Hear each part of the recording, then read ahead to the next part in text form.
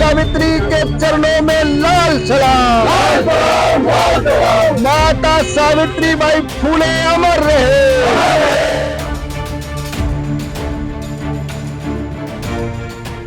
फरीदाबाद में देश की पहली महिला शिक्षिका माता सावित्रीबाई फूले का जन्म दिवस श्रद्धा और सम्मान के साथ मनाया गया। इस मौके पर लोगों ने उनकी प्रतिमा पर फूल चढ़ाकर उनके बताए रास्ते पर चलने का संकल्प लिया। सावित्रीबाई फूले ने महिलाओं की शिक्षा, आजादी और अधिकारों के लिए आवाज उठाई और समाज में फैली कुरीतियां जैसे बाल विवाह का विरोध किया। कार्यक्रम में वक्ताओं ने कहा कि सावित्रीबाई फूले के संघर्षों की वजह से आज महिलाएं हर क्षेत्र में आगे बढ़ रही हैं, लेकिन इसके बावजूद महिलाओं की सुरक्षा को लेकर आज भी कई सवाल खड़े हो रहे हैं। हाल की ही घटनाएं ये सोचने पर मजबूर करती हैं कि समाज और सरकार दोनों को मिलकर महिलाओं के सम्मान और सुरक्षा के लिए ठोस कदम उठाने होंगे। शास्त्री जी आज बीके चौक पर पहुंचे हैं और माता सावित्रीबाई फूले को याद कर रहे हैं। आज क्या अवसर है और जहां एक तरफ आप उनको याद कर रहे हैं, महिलाओं को याद कर रहे हैं, वहीं दुख भी प्रकट कर रहे हैं, क्या है? आज माता सावित्रीबाई फूले का जन्म दिवस है और माता सावित्रीबाई फूले हमारे देश की प्रथम महिला शिक्षिका थी और उन्होंने महिलाओं के आजादी के लिए, उनके अधिकारों के लिए एक समग्र आंदोलन चलाया। उन्होंने बेटियों को पढ़ने के अधिकार की आवाज उठाई, बराबरी का सम्मान देने की बात उन्होंने उठाई। उन्होंने बाल विवाह के खिलाफ आवाज उठाई।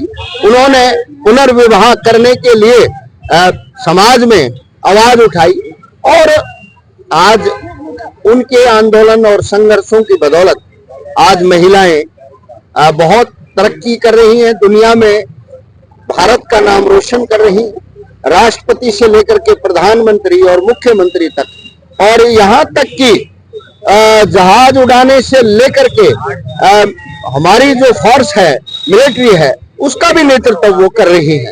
तो ये माता सावित्रीबाई फूले के आंदोलन की बदौलत है। लेकिन आज जिस तरीके से सरकारें आम आदमी को सुरक्षा देने में फेल हैं, अभी फरीदाबाद में एक घटना बलात्कार की एक बेटी के साथ थी, वो दर्द से पीड़ित है, उपचाराधीन है, इलाज कराने के पैसे उनके पास नहीं है। कोई भी मंत्री संतरी सरकार का उस परिवार से मिलने नहीं गया, उनकी सुध नहीं ली है। तो ये बड़ा दुख का विषय है, निंदा का विषय है। इसी तरीके से वाल्मीकि बच्चा है बंचारी गांव का, वो भी न्याय के लिए संघर्ष कर रहा है और लोग जो न्याय की बात करने वाले लोग हैं उनको धमकियां दे रहे हैं। तो मैं ये साफ कहना चाहता हूं कि भाई ये देश अंबेडकर का देश है, ये देश भगत सिंह का देश है, यहाँ सबको बराबर जीने का अधिकार है।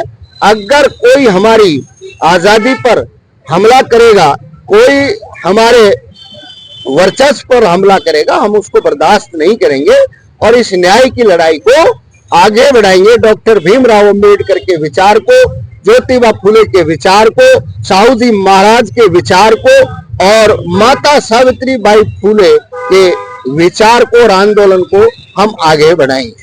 बात करें जैसे जो अभी चर्चित मामला है फरीदाबाद का, जो गैंगरेप मामला है, इसमें अभी तक क्योंकि विपक्ष के लोग पहुंच चुके हैं, हालांकि इसमें कोई राजनीति वाली बात नहीं है, क्योंकि महिला के साथ वाकई बहुत कुछ गलत हुआ है।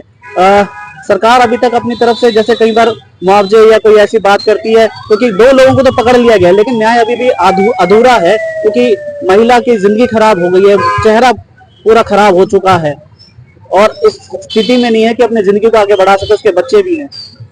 देखिए, इसमें राजनीति वाली बात नहीं है। जो लोग सत्ता पर आज काबिज हैं, उनका दायित्व बनता है कि समाज में किसी प्रकार का उत्पीड़न या किसी प्रकार का अगर अन्याय होता है तो वो तुरंत प्रभाव से हस्तक्षेप करें। लेकिन दुर्भाग्यपूर्ण बात है कि सत्ता ऐसे लोगों के हाथ में है जो वहां उस बच्ची और उसके परिवार से मिलकर भी नहीं आए, सांत्वना तक नहीं दी। जहां तक इलाज की बात है तो उस बच्ची का चेहरा खराब हो चुका है और वो एक प्राइवेट हॉस्पिटल में है जहां पर वो इलाज का खर्चा उठाने में असमर्थ हैं। कल वो डीसी से मिले थे और डीसी ने भी शायद उनको कोई किसी तरीके का रिलीफ नहीं दिया है। तो ये बड़ा सवाल है। सरकार को चाहिए कि तुरंत प्रभाव से उस बच्ची का इलाज का खर्चा उठाए और उस सरकार के जो लोग हैं वो जाकर के परिवार को सांत्वना दें। और फरीदाबाद में दो बड़े मंत्री हैं, केंद्रीय राज्य मंत्री भी हैं और कैबिनेट मंत्री भी हैं विपुल गोयल, और राज्य मंत्री भी हैं राजेश नागर, 3 मंत्री हैं, माफ कीजिएगा। एक लाइब्रेरी को लेकर तो एक दिन में 2 उद्घाटन हो जाते हैं, लेकिन एक जब बच्ची के साथ गलत होता है, एक बेटी के साथ गलत होता है, तो कोई भी आगे नहीं आता। क्रेडिट लेने की तो है होड़, लेकिन न्याय दिलाने की, मदद करने के लिए पीछे है। देखिए, ये जो सवाल है, ये सवाल पूरे फरीदाबाद का है, पूरे शहर का है, पूरे प्रदेश का है। आज न्याय के लिए जीवन और मौत से जूझ रही है जो गैंगरेप पीड़िता है।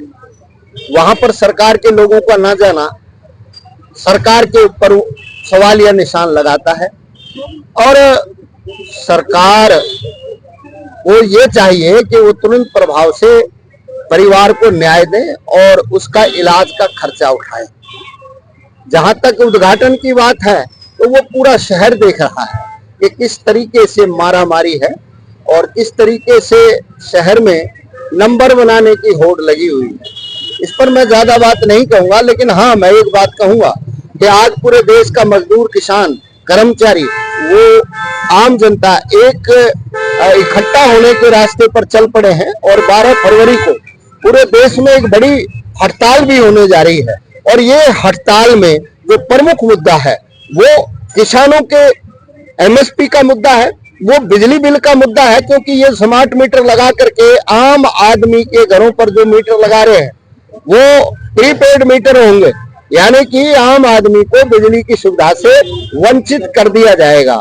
साथ में श्रम कानूनों पर इन्होंने हमला बोला है। और हरियाणा में तो बड़े कमाल की बात हो गई, श्रम विभाग में ही करोड़ों रुपए का घोटाला, जो मंत्री श्रम विभाग के हैं वो मुख्यमंत्री से मांग कर रहे हैं कि इसकी जांच करवाई जाए। और मजदूरों को न्याय नहीं मिल रहा है, आम आदमी को, दलित को, महिला को न्याय नहीं मिल रहा है। तो ये बहुत बड़े सवाल हैं। इन सारे सवालों पर और पूरे देश का मजदूर, कर्मचारी एक होकर के 12 फरवरी को राष्ट्रव्यापी हड़ताल हम करेंगे और उस हड़ताल की तैयारियों में पूरी ताकत हम लगाएंगे। और ये हड़ताल केवल कर्मचारियों को आर्थिक लाभ पहुंचाने के लिए नहीं है, ये हड़ताल केवल कर्मचारियों के मांग मुद्दों के लिए नहीं है, ये हड़ताल इस देश के तमाम नागरिकों के आम जो जन सुविधाएं देने के मुद्दे हैं या आम जो उनको सुविधाएं सरकार द्वारा प्रोवाइड करवाई जाती हैं, उन सब को लेकर के हर एक वर्ग के लिए ये आंदोलन है। और इस आंदोलन को हम सफल बनाएंगे और माता सावित्रीबाई फुले और अंबेडकर के सपनों का भारत का निर्माण हम करेंगे।